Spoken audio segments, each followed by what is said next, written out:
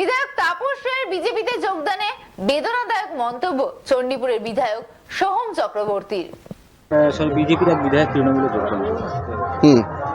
দেখো, এটাই যারা বাইরে থেকে মনে হয় না যারা অন্যায়ের সঙ্গে আপোষ করতে পারছে না, তারা অনেক রকমভাবেই চুপ হয়ে রয়েছেন। কিন্তু যাদের সেই শিরদাঁড়া রয়েছে, যাদের সেই শক্তিটা রয়েছে, সত্য বলার ক্ষমতাটা রয়েছে, তারা প্রত্যেকেই জানে যে সেখানে হচ্ছে মা মাটি মানুষের সরকার রয়েছে, আমাদের দল রয়েছে এবং আমাদের অভিভাবিকা, আমাদের নেত্রী মমতা বন্দ্যোপাধ্যায় রয়েছে, যিনি সততার প্রতীক, যিনি জনতার আস্থা, যিনি জনতার আশ্বাস, জনতার ভরসা। তো সুতরাং যারা সত্যি মানুষের জন্য কাজ করতে চায়, তারা তৃণমূল কংগ্রেসকেই সবসময় সে যোগ্য সম্মান দেন এবং তৃণমূল কংগ্রেসকে তারা আসার জন্য সবসময় উন্মুখিয়ে থাকেন। এবং আমরাও সেই সমস্ত মানুষদেরকে নেওয়ার জন্য আমাদের দল সবসময় রেডি, যারা সত্যি কথা বলতে জানে জনসমক্ষে। আচ্ছা, একবার বাড়িতে ইডি হানা, তারপরে अरे भैया कहाँ हैं आप? अरे ऐप में तो 5 मिनट दिखा रहा है। तो ऐसे कीजिए, कैंसिल कर दीजिए, मैं दूसरी कैब कर लूंगा। क्या बात कर रहे हैं आप? ऐप में तो 500 रुपए दिखा रहा है, आप एक्स्ट्रा क्यों मांग रहे हैं? क्या आप भी रोजाना ट्रेवल करने के लिए कैब बुक करते हैं?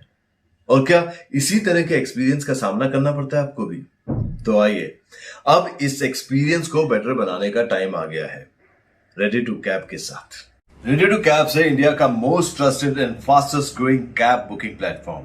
रेडी टू कैब्स पर आपको कैब्स बुकिंग सर्विसेज ही नहीं बल्कि यहाँ पर आप local taxi, rickshaw, AC non AC taxi सब बुक कर सकते हैं। और सबसे अच्छी बात तो ये है कि यहाँ पर आप अपना फेयर खुद डिसाइड करते हैं, है ना ये अच्छी बात।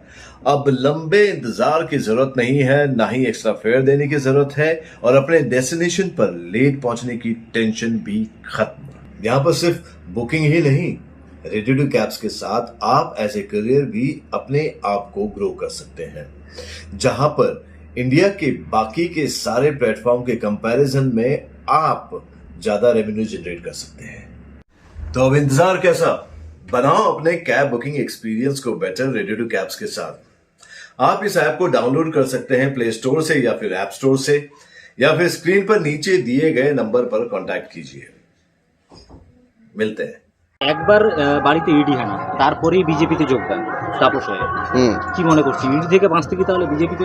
না, সেই নিয়ে আমি বলবো না, এটা তার ব্যক্তিগত বিষয়, আমি জানি না কি কারণে।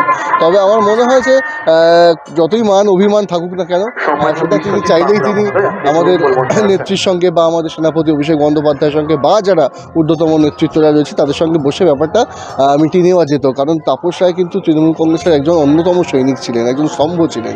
প্রায় 23 বছর তিনি তৃণমূল কংগ্রেসের সঙ্গে যুক্ত। সেখানে সেই মানুষটাই শুধুমাত্র ইডির হানা এবং কেন সেখানে তার কাছে ফোন যায়নি এইটা বলে বিজেপিতে যোগদান, সেটা কোথাও একটু অবিশ্বাসযোগ্য হয়ে পড়ছে।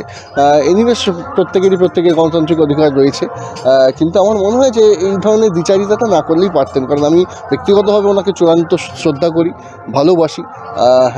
যথেষ্টভাবে রোল তিনি প্লে করতেন বিধানসভার মধ্যে, কিন্তু সেই মানুষটাই যখন অপোজিশন গিয়ে জয়েন করলেন, সেটা কোথাও অনভিপ্রেত এবং বেদনাদায়ক।